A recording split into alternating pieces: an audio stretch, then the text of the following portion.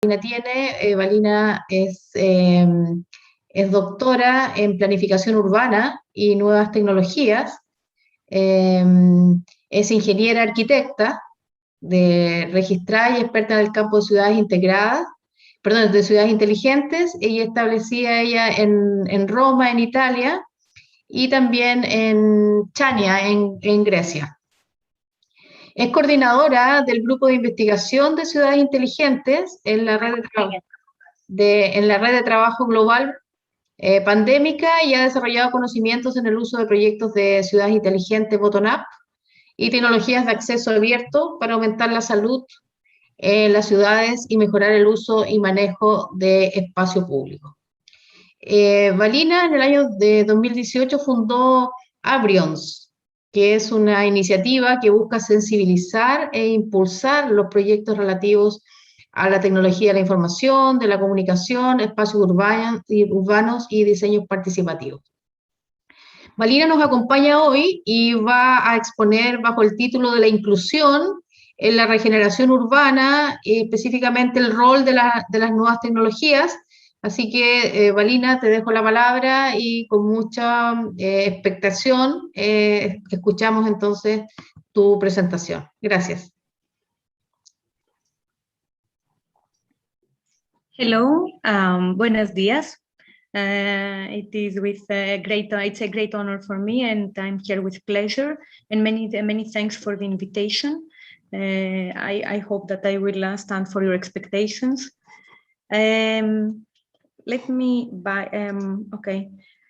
only introduce myself very briefly. As Maria Lorena said, I am an assistant professor in urban planning and new technologies. I am located mainly in Chania, in Greece, in the island of Chania, while I'm also spending half of the year in Rome.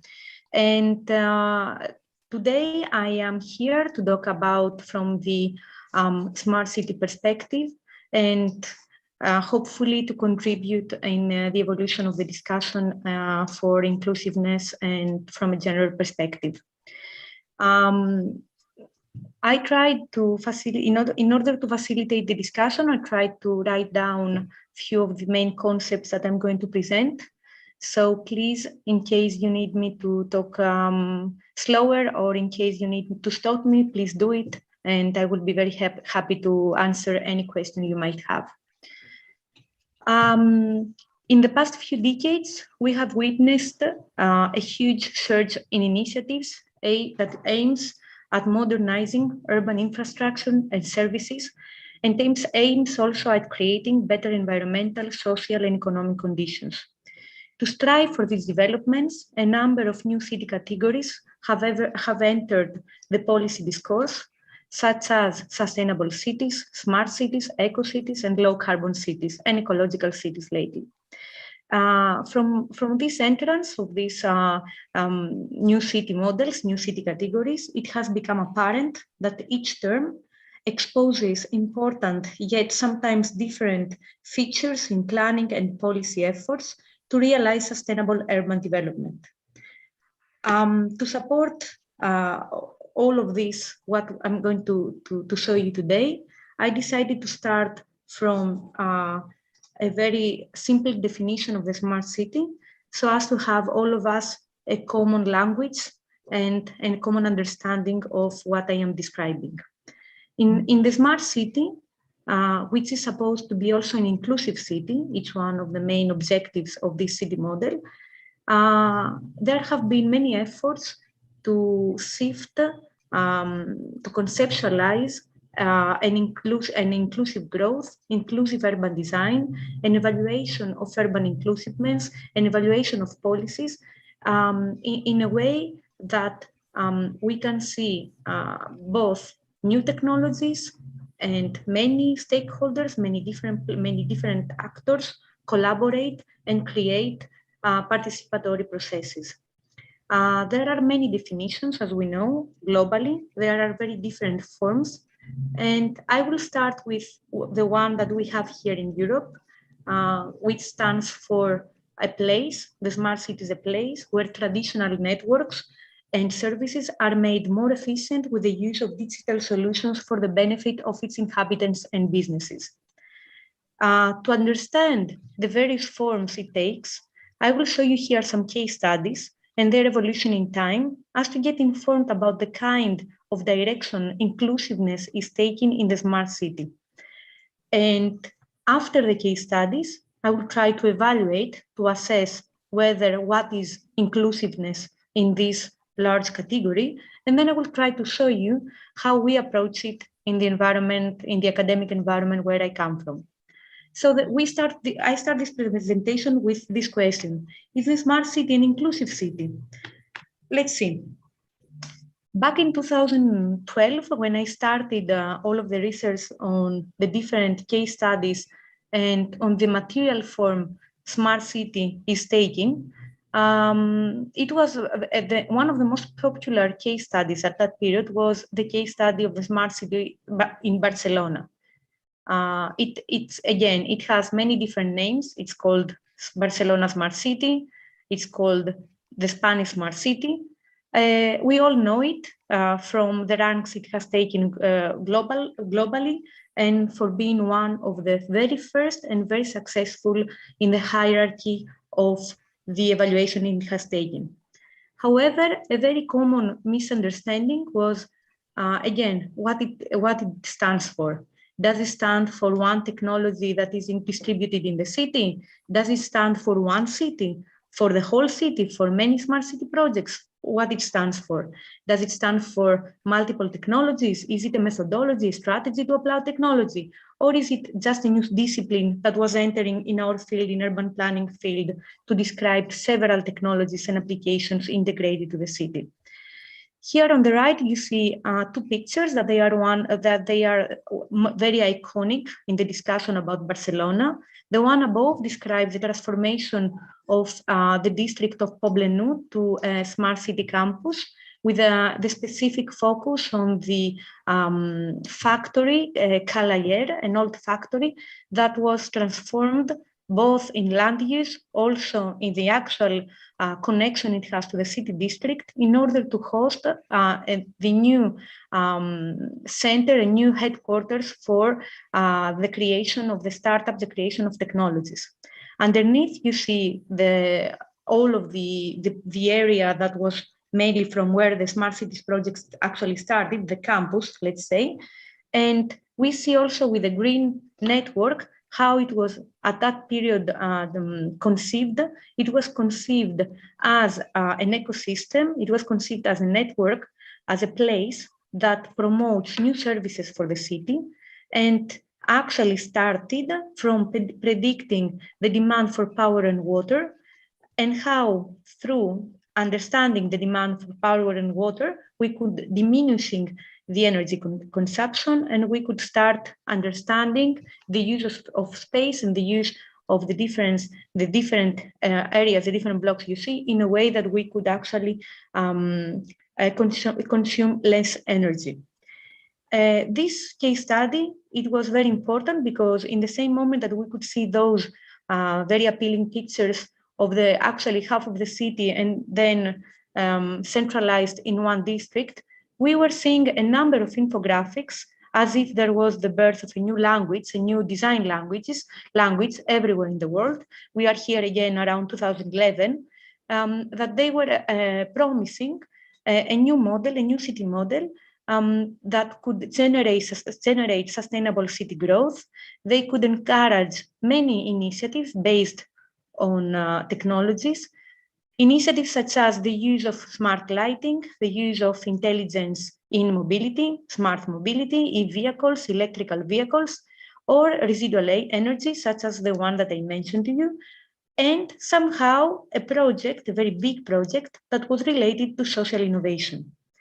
As the time was passing and all of these programs were actually implemented, we saw a shift. We started seeing something very different.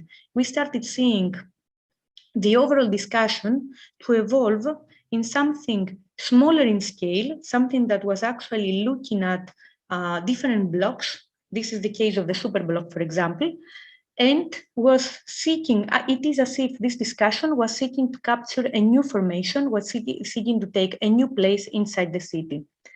Many started asking whether we are talking about a new configuration, a new ideal about how we live after once a smart city project has been implemented, or whether this is the smart city project, or whether this is the result of several technologies and applications that they were integrated, and somehow we end up at falling scale, changing scale, and understanding a different discussion about the future of Barcelona.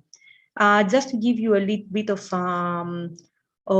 background, this model, the super block model, works in a way that it covers an area around 400 meters by 400 meters, and this consists of residential blocks of 100 meter by 100 meter. These residential blocks are currently surrounded by normal busy streets. These are, I don't know if you can see my mouse. Can you see it? Or should I? Yes, you can see it, right? So these residential blocks are currently surrounded by normal busy streets, and outside the super block, the city's normal, though very tough traffic, is accommodated on streets with a maximum speed of 70 kilometers per hour. So what happened is that through this program, through the implementation of this research, through the implementation of the super blocks program, there was a thought of how we can improve and transform public space in the interior of these super blocks, and how we deal with problems such as scarcity of green spaces, high levels of pollution, environmental noise, road accident rates, and degraded lifestyles. In the sense, this became a place of experimentation, these 9 to 9 urban blocks, that could reverse the distribution of urban space between vehicles and people by giving priority to pedestrians and by pushing the traffic in the outside of these blocks. Why is this very important for us, for the inclusivity? And why does it show something different, a different direction that the smart city is taking? As we go through and we navigate in the interior of the super blocks, we started understanding that there is a new form of urbanism that is being proposed, is being suggested, a new way to think about the city, as a result of a number of coincidences, a number of results happening because of this very first concept of implementing technology. Technology in this case study deals with two different actions, two different activities. On the one hand, there was a measuring point. Sensors were installed in every exterior of the super blocks, measuring how many cars are passing. So there was a detector of movement and how much pollution they are creating. And according to the numbers, to the quantitative measures that they were taking, they managed to understand, to reach the conclusion of exactly the kind of dimensions this super block should receive in order to diminish the pollution in 90%. So we are talking about an understanding of a new concentration of life with 90% lower pollution than before. The second reason for which technology was very important was to find a solution about what will happen in the interiority of these blocks, in the streets that before were very busy, and now they will become streets that there will be no cars anymore. Maybe a bus would pass, but there would be no traffic. And there was exactly comes the part about the program, about the proposal of starting allowing people to participate in all of the process. Through online toolkits, just as the ones that earlier Chiara showed, an online questionnaires, The municipality managed to bring together a number of voices, different voices of participants and their preferences in the way they would like to habitate space.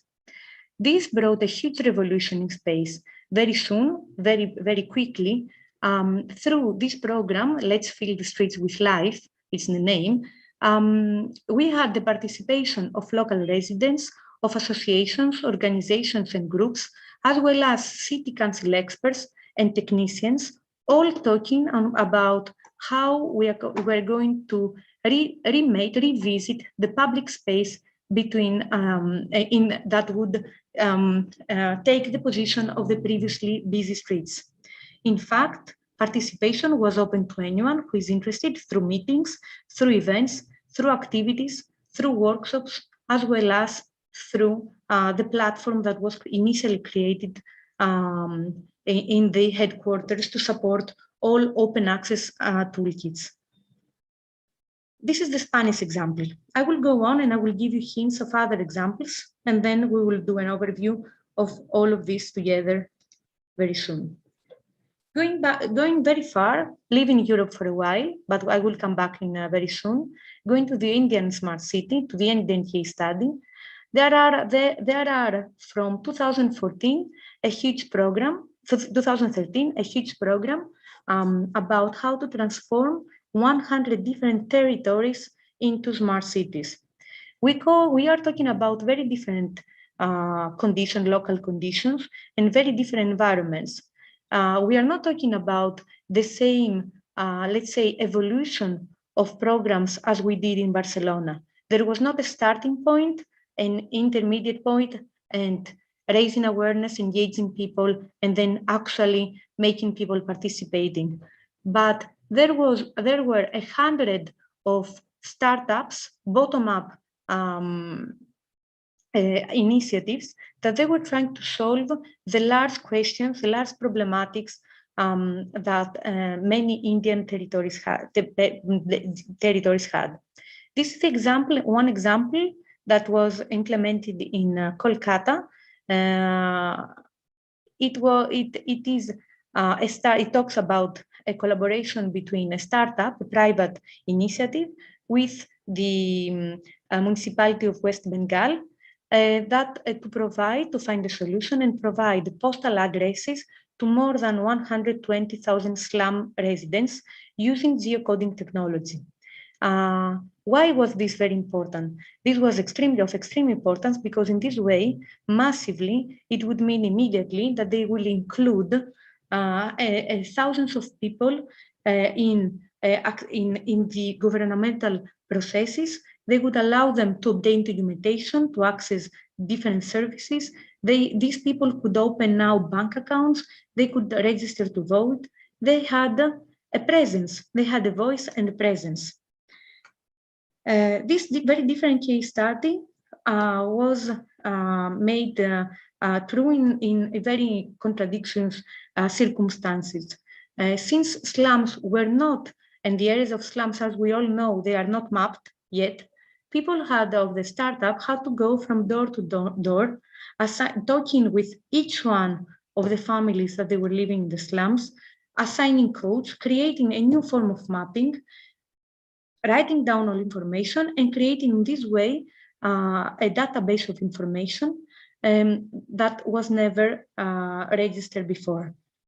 All this project, the initiative is called Addressing the Unaddressed, addressing who has no address, and you can find it through either the United Nations reports, either in the annual update report that was published in 2018. The result, in order to make this true, is exactly, as you see here, the mapping of areas that previously have not been mapped.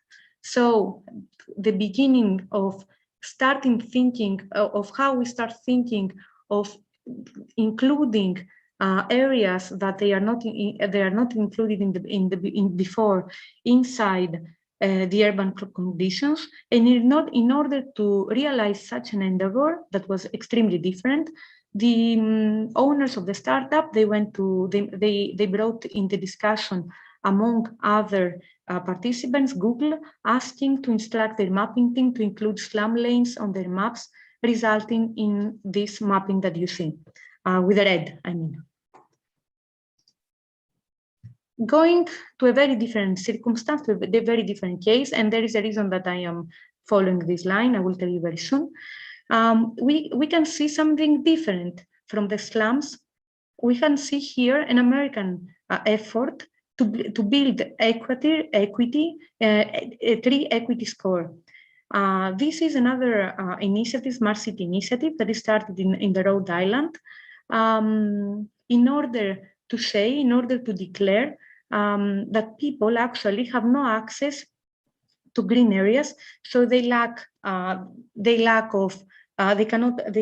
have the same possibilities of health. They don't have the same accessibility to green, and therefore there are a lot of problematic situations when it regards to what we call just in space. TESS, this initiative, calculates scores based on how much free canopy and surface temperature align with income, employment, race, age, and health factors in the US. You can see this test, this toolkit. It's online. It's an open toolkit in the same way that the HERCIT is an open access toolkit. In the same way you can do here, enter, do an account and participate in the overall mission. And if you see what it stands for, it stands for the creation, the understanding, first of all, the raising awareness of what it means to add trees in a specific area, what it would take for people to actually proceed in the implementation of doing such an endeavor, meaning how do we pass from a simple understanding of the impact it has, the adding a lot of more trees, to how we make it real, and then in the overall understanding of how this can become a reality for all of the citizens of the specific place. This is a toolkit that is also sold in different places of the world, aiming at raising awareness about the fact that we all have the right to a green city. A lot of the results can be found here. The impacts related to the temperature, the microclimate, the impact related to pollution, and all of the gaps and opportunities one might have once they are implemented, these 3 equity scores.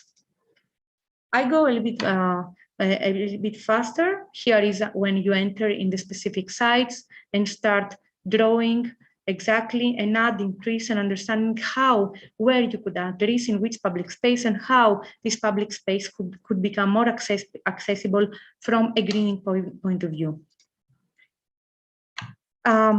Here, where I am now in Greece, we have a very different understanding of the smart city. For us, the initiatives for the smart city have more to do with acquiring basic infrastructure. We had no access to internet since lately. So already having broadband networks development for us was a huge issue. And then there are a few steps that all cities are following since 2018. And here for your facilitation, I will show you some of the work that has been done in Thessaloniki. That right now is the city in the north, which comes first in the ranks for the initiatives it has in smart cities. Thessaloniki has given a lot of its attention exactly to acquire the basic infrastructure. So there has been a lot of discussion on how we can do that. And thanks God, we had the mindset on the same, following the same directions among different stakeholders. So this was actually managed to overpass very quickly. The main key points where the attention is given is to the smart mobility, is about creating virtual environments and online guides where everybody can participate and put their opinions and ask and show and see some of the parts of the cultural heritage. There are cartographic web cities, and there are all of these are supported by the construction of an integrated system through GIS, which provides information and support for the city. These bullets that you see, which I just developed, please bear in mind that they are bullets that they are actually being developed in all Greece. Some cities are more ahead, some cities are behind. But what is inclusiveness in the Greek case? In the Greek case, inclusiveness is the fact that when we talk about inclusiveness, we talk about the fact that in each one of these initiatives, which are all open access, in order to work, in order to actually be to take form, you need to have citizens participate. Unless you have a number of citizens coming into and feeding up with information, feeding up with different distances and different points, the map is not being uploaded. So there has been a lot of discussion on how we engage people, how we include people, and how we reach more people. We can see that there has been a huge amount of work on that, and it can be understood by the fact that the first attention that was given was to solve the major problems of Thessaloniki so as to attract as much participants as possible in the discussion about the transition of Thessaloniki to a smart city. One of the major issues it had was the issue of mobility, of traffic. Thessaloniki in the past was a city that was suffering from huge traffic, a lot of congestion, and therefore through an open toolkit that the municipality created in collaboration with the University of Thessaloniki and the research center Urenio, a European research center based in Thessaloniki that actually is promoting smart city projects, they managed to create questionnaires that were distributed in more than 80,000 people. So through the various data, cleanance of data, coming from the different opinions, coming from the different documentation of the situation of the streets, they managed to come up with a plan, which for now seems to be working very well, extremely well, and that actually is solving the major problems of traffic congestion. As a result of this, following a line of let's say a line of continuation in these projects, they made a lot of visualizations of the circumstances they found in the city center of Thessaloniki, and allowed for a number of applications to flourish, to come up, to be created, that they would facilitate not only the smart mobility topic, but also a number of other things, such as giving all of the possibilities for parking, bringing people together to discuss, ask whether they can put their car somewhere in when it's not indicated as a public parking and indicated as a private parking, and a number of other discussions that in the end of the day, what it actually did is that it managed to bring a lot of people under the same table to discuss. All of this thanks to the GIS system that that managed to upload, and this is an open access, you can all enter and see, upload all of this data online, and people can download it, people can actually use it in building their applications, their personal applications, and therefore it's not only an initiative to solve a large problem, but it's also a sort of initiative that helps new professions come out and new people to deal with these topics. For example, we have a large number of applications that have to do with visualizing places of cultural heritage, making them, promoting sustainable and smart tourism, and making people upload information, give information, discuss. Always there is a sort of discussion that comes out as a result of these applications. Maybe it's also a cultural thing, but this is an internal joke. We can discuss it later. But there comes a very important question. are all of these successful, and are all of these initiatives accessible to everybody? Are they really talking about inclusiveness? And what about the gender? What about females and ladies in all of this discussion? Here on the right, you can see the result of a SWOT analysis made by OECD countries. It is made actually in 130 countries, and shows that there are a lot of weaknesses and threats. The strengths and opportunities are quite obvious, I think. But the weaknesses and threats we have in the smart cities initiatives related to inclusiveness, they all have to do with a lack of infrastructure, a lack of human capital, a lack of, let's say, a framework that allows more voices and more people to express their opinion. In fact, it seems that not all of these trends have positive results. In many cases around the world, we have seen that it has created a huge crisis.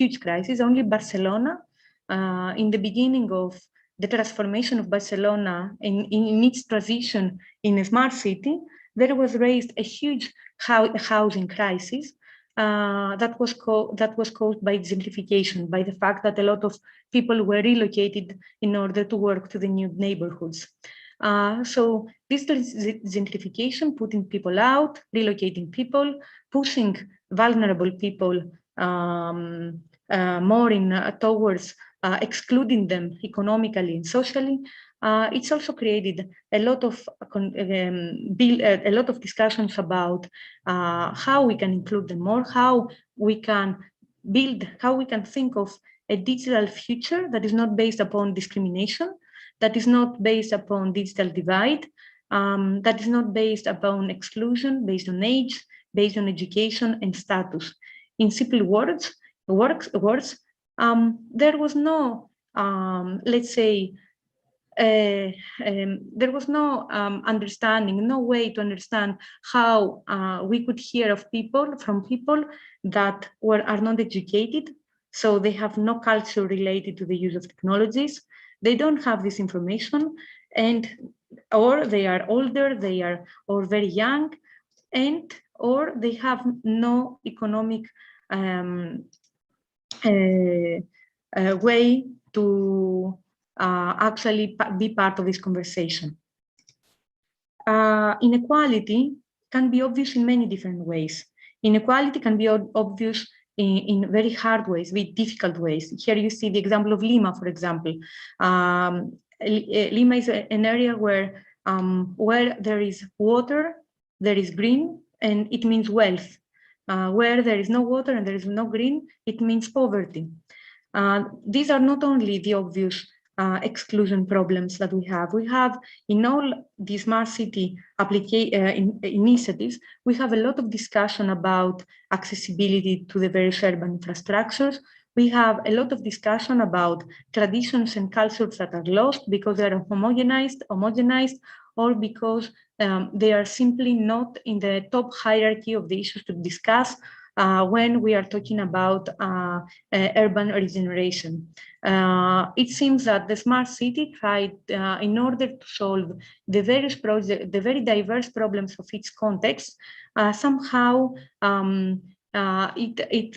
it created a vague atmosphere related to the exact situation that happens in the interior, in the local context of the city. So in order to understand whether the smart city is an inclusive city, we came up with a conclusion here in Crete, where we work, that despite the increasing evidence for the many benefits of the participatory processes that the smart city promotes, their effectiveness is not fully translated yet to measurable evidence-based targets and actions on the ground. This means that although we have a lot of ideas and a lot of smart city projects dominating the world, and although we see many, for example, aging infrastructure becoming more younger, or problems of security being solved, or a lot of things putting on the table, somehow we lack evidence of methods and standards and frameworks and experiences when it comes to the ground, when it comes to the local context. This means that, and I conclude here with that, this means that although we all know, let's say, we all study how we can create an inclusive smart city, no one knows what is the correct method or what is the framework to follow when it comes to his own context. We think that we lack experiments, and we think that since inclusiveness is multidimensional and is comprised of spatial, social, environmental, economic, and political dimensions, and inside which, as I write here, the characteristics of participation, equity are sometimes interwoven, they are all mixed. We think that inclusiveness in theory is not a precondition for the creation of a just space. It doesn't mean that it doesn't mean that solving large infrastructural problems through the smart city can actually bring local value and can actually solve very personalized projects. So being very negative about it and not wanting to become completely negative, we started thinking, okay, maybe our architecture is not enough, urban planning is not enough. We need to have more opinions, more voices. We need first us to become inclusive in order to imagine drawings and plannings that can be more inclusive. So we thought that if we want to be able to draw more inclusive spaces, and if we want to talk about a more inclusive smart city, then we need to be more inclusive. And in this sense, we try to understand that there are a lot of things we can do, and here is a guideline. But first of all, we need to start with a mindset that participation comes with collaboration, and collaborations and new synergies are the ones that will allow us to reach to the one voice, to the one user, to the one citizen. And therefore, we need actually to stop looking only from the top down or from the bottom up, but we should start thinking of a planning that crosses horizontally all of the different departments, voices, stakeholders' opinions and positions, and start from there.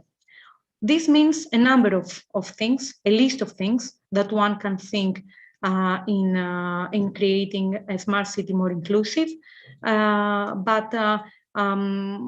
Here we start with a number of priority areas, let's say, that starts with a very simple understanding that we need to recognize what are the needs. And to recognize what are the needs, we need to reach very low in the voices. So we made a lot of research regarding inclusiveness and regarding how we will become more inclusive.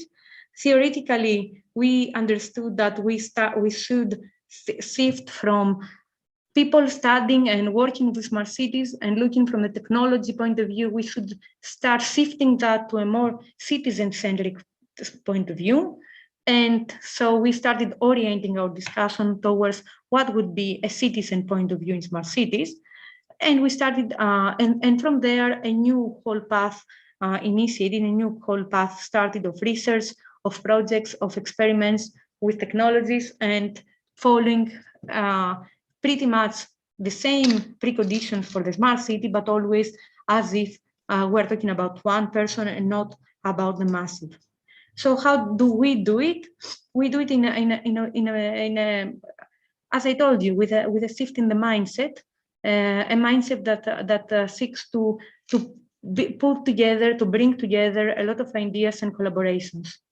In Chania, we start our discussions thinking that there is a new spatial experience when you talk about global challenges and you add in the same table global trends and citizen participation. So in every project we do, in the list of the things you see on the left, we're trying to include as much people as possible in the process of designing and planning. And this means that a lot of we have to do I mean, we have to sacrifice a lot of our self-esteem and of our pride, because we hear also very opposite opinions of what we believe that is correct, and we have to be open in order to be inclusive. The way we are working the last 1 year in this topic is that we open collaboration with different institutions, and at least we try to share our results, share our things. So only in 1 year we made we invited UN Habitat to do a workshop and a conference on inclusiveness and on public space. We also worked very straightly with the Global Pandemic Network, and we invited many people, 14 speakers for 6 countries, to give us their opinion on how they believe that we can make better ground experiences. We came up with these 8 steps, very simple steps on how we can lead, we can arrive to create an idea about the smart city. The first is to define the problem. The second is to create a cluster, to create a group of needs and characteristics. The third is to understand from what is the place from where we can find data, what kind of data and where. After the where, to understand what kind of solutions this hypothesis might bring us. And once we have this clear, so we have a set of actions, then go and start collaborating with different stakeholders, putting them together, making a collation among urban needs and solutions, and try to build different voices.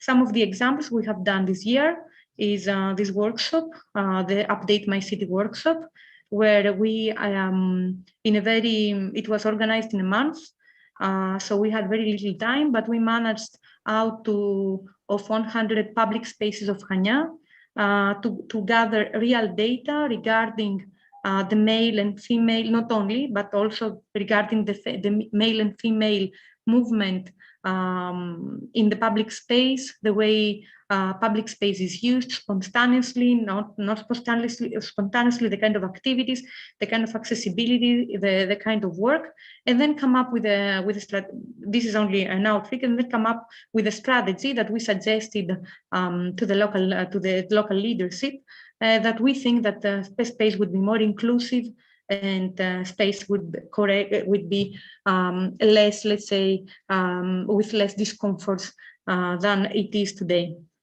In order to do this kind of strategies, we not only came the outside people to lead us, to guide us with a more global overview, we, with the local experience, tried to give an idea of the context, but also we invited the local leadership and citizens to participate, actually to sit on the table and draw with our students. And there we thought that we somehow had better solutions. Another program, another idea that we started with the Global Pandemic Network last year is that we, in order to affront the gender exclusiveness from the initiatives that have to do with saving water, we made a concept. We started working with a concept of distributing information coming from households. So we imagined that female would lead the different data collection of each of their house. They would give us information through a system we created from an application that regards the way water is being consumed, and in a number of workshops and initiatives that raise awareness to women, because we thought that if they knew exactly how they would deal, then all the family will eventually follow these rules. Through these workshops, we managed to come to a strategy that would create much less consumption of water overall in urban blocks in the various city districts in the city of Chania. Other ideas are we're measuring data, citizens' data, to understand if the environmental safety. So what we're doing is we're trying to understand how people are, if spaces are accessible, and if they can create networks, if we can create new networks of accessibility for everybody. And to do that, we illustrated many data following 62 women in their daily work, in the daily route from the work to the supermarket, from the supermarket to their home, from their home to taking their kids, and so on. So this was a research that was gathering data in this under this perspective. And since we believe that the women could actually have a voice in the actually giving also, when you give the catalog of solutions, they could actually have a voice in the aesthetics they want in public space. We proposed a sort of virtual reality application that one can see, augmented reality, one can see the various solutions chosen by the ladies in the public space.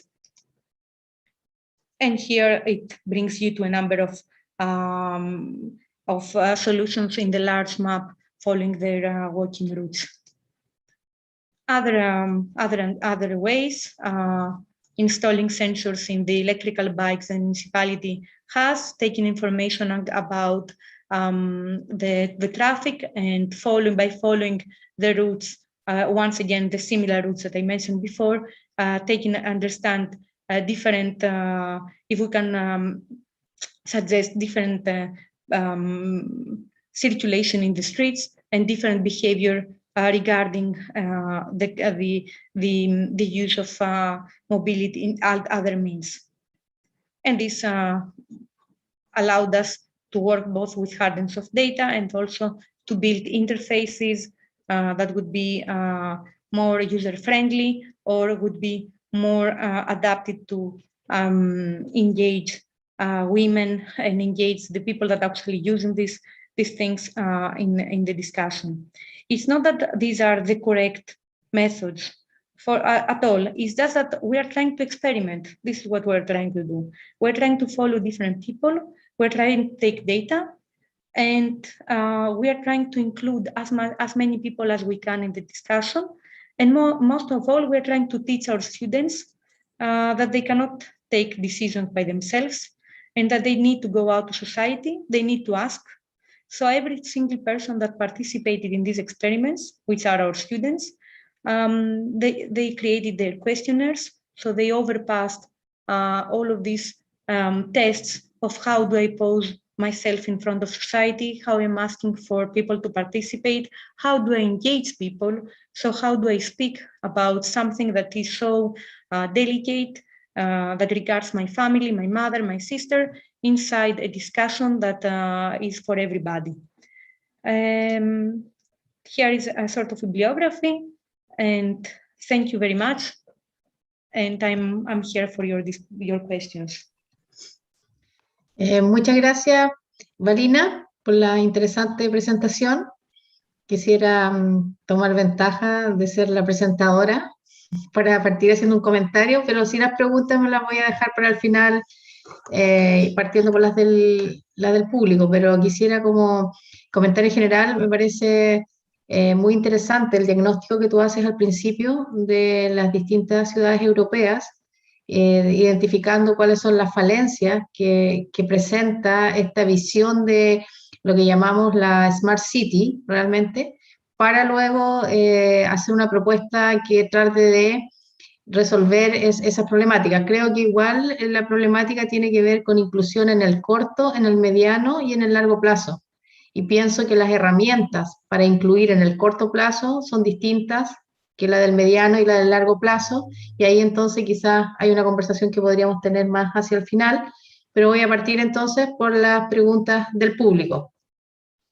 Primero nos pregunta Leticia Arancibia, ¿en qué medida el sistema de ciudades inteligentes favorece la inclusión de los sectores de más bajos ingresos y aquellos grupos, por ejemplo, los adultos mayores, que tienen menor acceso a la tecnología, ¿no? Porque claramente el Smart City se basa en tecnología y la tecnología es para un grupo, sobre todo en países como el nuestro, en vías de desarrollo, donde si bien se ha masificado, sigue siendo un privilegio.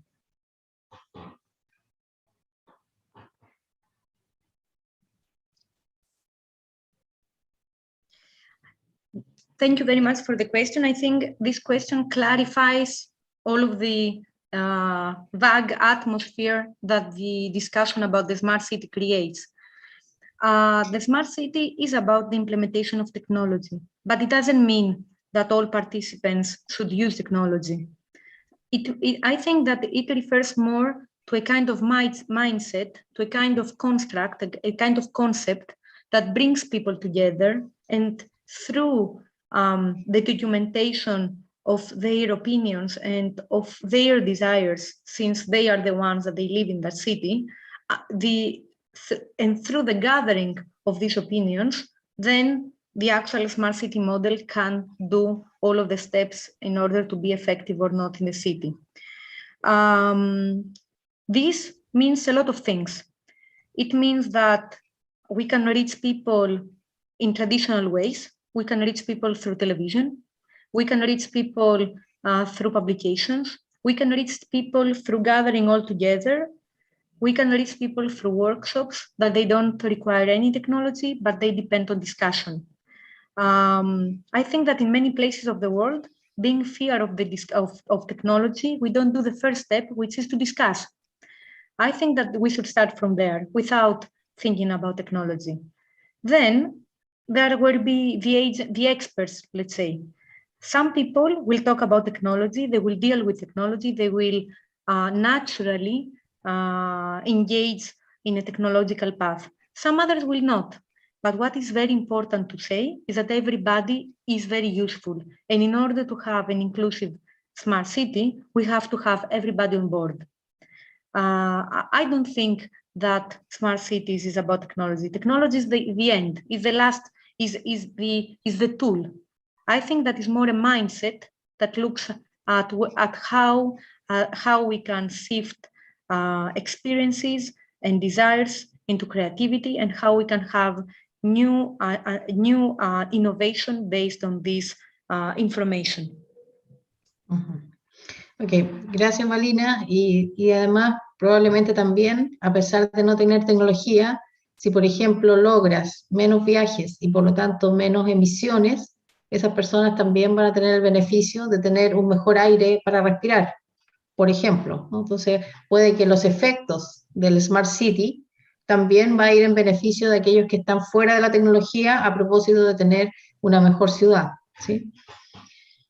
Bien, voy a pasar a la siguiente pregunta que nos hace, en este caso, Catherine, y que dice que la aproximación centrada en las personas, que es lo que tú propones finalmente, y los métodos participativos suelen considerar tiempos más amplios de aplicación en los proyectos y costos también que son adicionales, sobre todo si consideramos el desafío de involucrar a personas habitualmente marginadas de la sociedad, ¿no? Nuevamente es lo mismo, personas con discapacidad, los adultos mayores, los inmigrantes o cualquier otro tipo de discapacidad. En tu opinión, ¿qué tan preparada están los actores, tomadores de decisiones, para enfrentar esos cambios en los proyectos en función de la inclusión?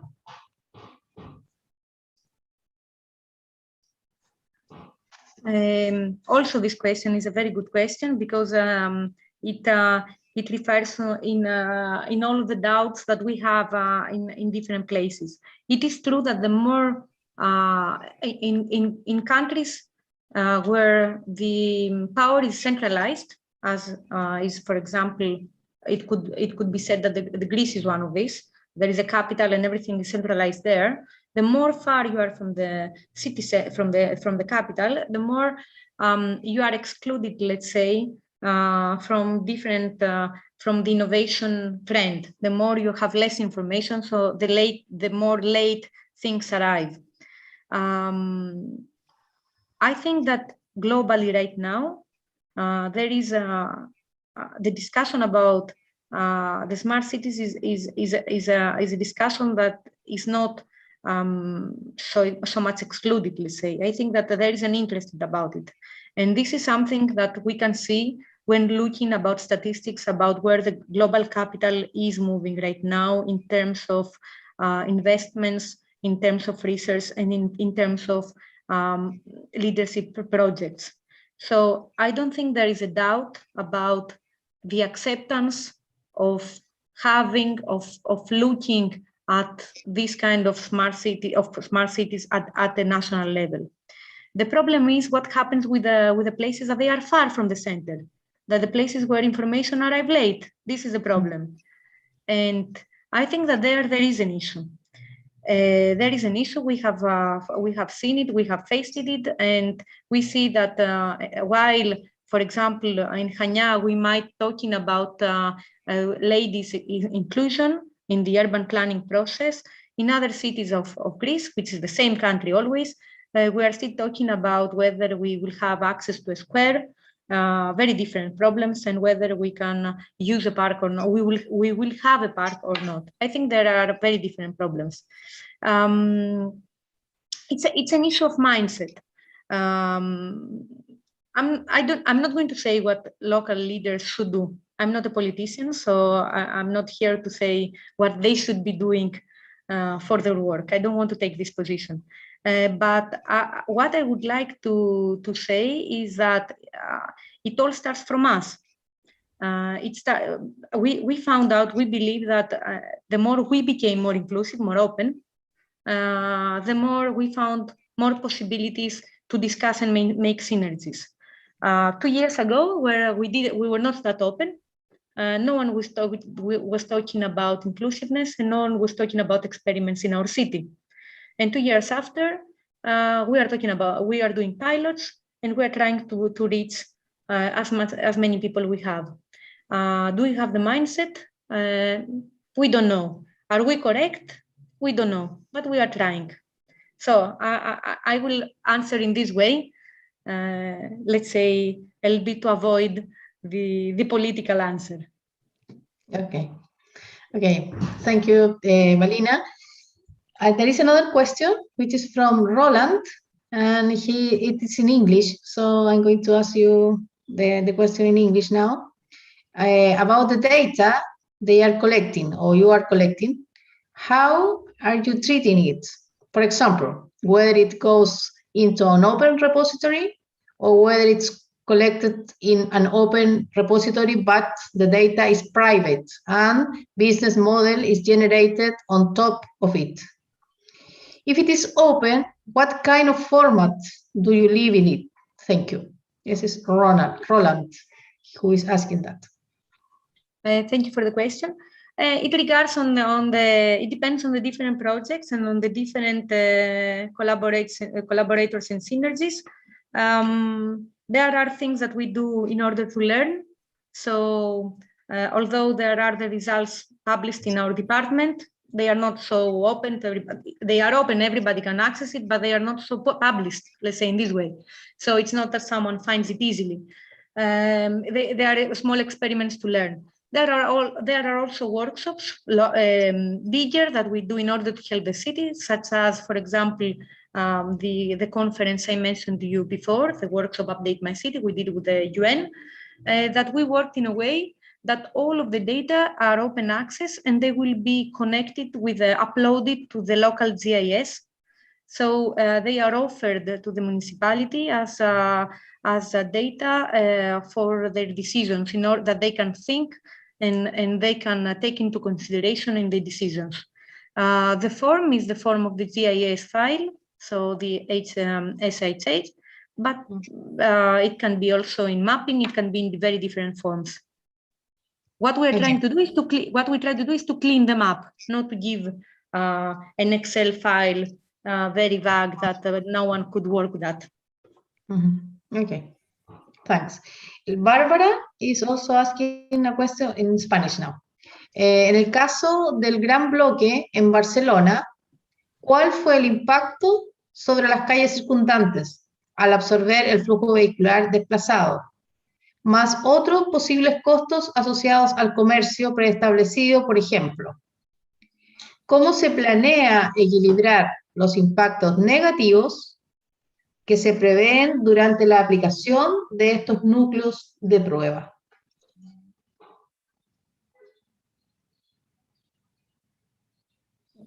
I'm sorry, I didn't understand the last part. During the application, no? ¿cómo se planea equilibrar los impactos negativos? I don't hear the word. I don't understand. How do I see? In the last part, because Okay. the last part saying how do you plan? If I understand correct the question, I might misunderstand the question. I think that there have been a lot of studies in understanding how we can distribute circulation, but from a sustainable point of view, which means that the traffic inside the 9, let's say, blocks has been pushed outside, and this has brought a diminishing of the pollution in the interior of the blocks. But in the same way, what it actually promotes as a way of living for in terms of moving, in terms of mobility, is a way of using less car. So these are things that come as a consequence. If someone using less car and depending more on the public transportation, which slowly is being replaced from electrical buses and from bicycles and other sustainable means of mobility. There are a number of studies. So one is this. So in a way, it has been replaced, let's say, so that anyways, the traffic will not be the same in quantitative measures. The other thing that is important is that even in the extreme scenario that everything remains the same, although I think that once there is this kind of, we embrace a more sustainable way of living, this kind of change, things are changing naturally. But let's suppose in the extreme case where, not extreme, in the case where people are still using the same way their cars, there has been done so much work in Spain, in Barcelona, in order to making the public transportation more accessible to everybody, that in a way it's actually avoiding the previous practices, the old practices. Mm-hmm. So I think that there is a sort of collation that happens and works in order to make all of the conjunction fall and all of the pollution fall overall in the city area where the super blocks are applied. Uh-huh. Also, quizá, también podría ser una manera no suponer o tratar de que el total de viajes ya no sea el mismo, sino que como viajes requiera una menor cantidad. No solo cambiar el modo de transporte, sino que también el número de viajes a través de implementar en el gran bloque una serie de servicios que permitan que las personas puedan ser, entre comillas, autosuficientes dentro del bloque. Y ahí ya no solamente necesitas un cambio de modo de transporte, que a veces es difícil, sobre todo en países como Chile, donde el transporte público no tiene un buen nivel, una buena calidad, sino que necesitar viajar menos o tener más viajes cortos, donde puedes usar otros modos. Sí, es un comentario que me permití. Ahora voy a hacer una pregunta que viene de Juan Carlos. Yes, thank you. Yeah, very important. Yes, it's true. Ok. Juan Carlos también pregunta y dice, aunque no está en el corazón del enfoque del Smart City, ¿cómo se podría evitar los usos tipo control social? How could you evitate uses as social control? Actually, I don't understand very well the question, but I don't know if you get it. Otherwise, I can ask Juan Carlos to explain better. I think I'm very happy today because I think I am getting all of the questions that everybody has about the smart city in general, which is data, which is mindset, and so I think if I don't get it correct, I hope Juan Carlos can correct me. But if I understand this, it has to do about the way our data are controlled and the way we living our information can be a means of power for governments. This is very interesting, especially because I would like to hear. Yes. Perdón, sí, complementar la pregunta que como Smart Cities tiene una componente tecnológica y desarrollo permanente, hay desarrollo que se está, o sea, que tiende a utilizarse por los gobiernos, claro, sobre todo cuando son gobiernos totalitarios, qué sé yo, como en utilizar digamos, la forma de Smart City, pero no en su sentido, como en su valor positivo, sino que utilizarlo precisamente en control social.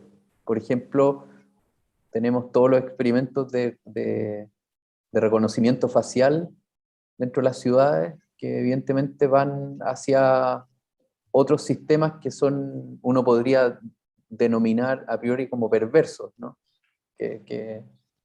Eso es como el complemento de la pregunta. Gracias.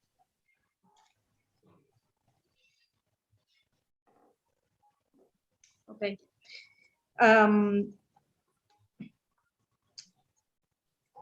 I would be very happy to hear the opposite, to hear how it's in Chile, because this is we are so different in that.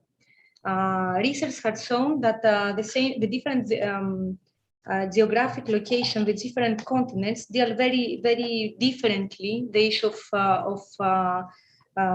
control and the issue of data.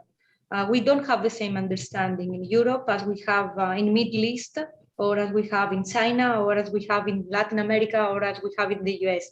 I think the understanding we have of data and of sharing of privacy, of control, of all of this topic that deals with the way we expose ourselves and the way people know about us is a discussion which is very complex. And I'm not sure whether we have even the same vocabulary on that. I think that we mean very different things. So I would be thrilled to hear how it's in Chile, and I would be very happy to tell you how it's in Greece or in Italy. I think, if I can comment, however, I think that as in every story, in every new endeavor, there has been mistakes. And there has been issues, and I think that, and there has been problems, and I think that we started from having a non-privacy control, a non-data sharing control, and having them published to everybody, to now being extremely careful about every data we're taking. I think that in the beginning there was a lot of problems with that, but there was also very few information and actual really understanding of what it means leaving our data and how we are getting controlled by different institutions. I am from these people that I am not afraid, so I am positive. I look more on the bright light of the smart city. So in a way, I'm trying to find where I hear that there are problems. I'm trying to give the light and think how we can solve them. But it's more. But I have difficulty. Let's say it like this: I have difficulty in posing myself and making a comment when I'm not sure of how is the situation in Chile, for example, or I'm not sure how is the situation. It has happened in many conferences that I'm going, that we have so much different understanding of this issue, that the whole conference is shifting in order to talk about how I believe it should be and how my colleagues believe it should be related to data. We should be careful, but more what we should be doing is actually be very decisive in what are the things we want to participate and what are the things we don't want to participate. Let's say like this. We should be mature with our decisions. Okay, just para darte una respuesta a tu inquietud, te cuento que en Chile nosotros tenemos bastante información en la cual de alguna manera nos están controlando, si tú quieres, o nos dejamos controlar. Aplicaciones como Waze, por ejemplo, son muy populares en nuestro país y de alguna manera, para que funcione, tú requieres que te controlen, saber dónde estás, para saber cuánto demora, saber cómo está el tráfico, etc. También cada vez son más populares las cámaras de seguridad, y de hecho la ciudadanía pide cámaras de seguridad para controlar la delincuencia, y por ende también ahí hay harta información sobre nosotros, porque no solamente estamos todos, digamos, siendo visualizados. Así que en Chile está como, yo diría, relativamente aceptado, pero siempre está la discusión, que yo creo que nunca va a acabar, sobre tu derecho a la privacidad versus la información en beneficio de todos. Yo creo que eso es un trade-off que no es fácil de solucionar. Para terminar, dado que estamos en la hora, Valina, y así ya podemos liberarte, quisiera decirte que es muy interesante tu presentación, tu propuesta de basar en la persona y en la participación el desarrollo de la ciudad. Es algo que en Chile también está en discusión en este momento, está bastante en implementación más que en discusión, a través de la planificación de las ciudades, en lo que nosotros denominamos el plan regulador, y eso nos ha permitido también entonces hacer participación. El problema con la participación es que no todos participan, no todas las personas participan, y por lo tanto finalmente queda representado en todos estos trabajos quienes son los más activos, ¿no? Y hay una minoría que por opción, porque no tiene las posibilidades, por lo que sea, no queda representada, y eso es un desafío siempre que nosotros queremos basarnos en las personas como centro, cuestión que parece ser lo más razonable, pero con desafíos pendientes. Yo quisiera agradecerte toda la presentación que nos hiciste, la información que compartiste, la investigación que es de máxima interés, pienso, muy, muy interesante, y ojalá podamos quedar ahora conectados y poder seguir desarrollando, y quizás en una de esas, la próxima ciudad que puedas mostrar como diagnóstico sea una de Chile, ¿no? Sería súper interesante para nosotros poder apoyar en eso también en tu trabajo. Así que no sé si quieres dar las palabras finales para el cierre, y podríamos estar liberándote, porque me da la I impresión would de que be ya... very happy to.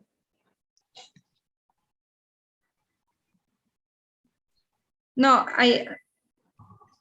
first of all, thank you very much. I am at your disposal, but as I said earlier, I would be thrilled to exchange ideas, and I really believe in collaboration and synergies. So I am here to promote all.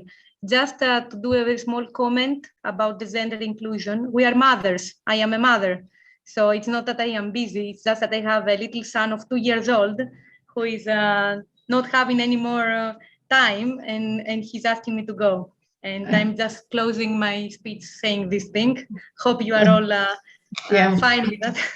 Yeah, most of us here are mother, and we know it's happening with you now, so don't worry about that. We understand very well. It's not that I'm busy, it's that I have a 2 years old that is coming, and he says enough.